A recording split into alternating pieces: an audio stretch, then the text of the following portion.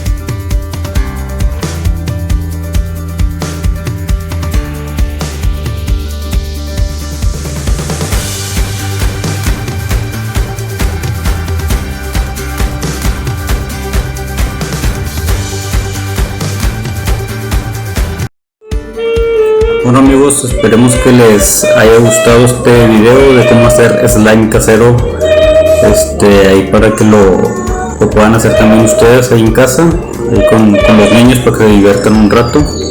Denle like al video, suscríbanse, activen la campanita de las notificaciones y ayúdenos ahí a llegar a más suscriptores, compártanlo en sus redes sociales.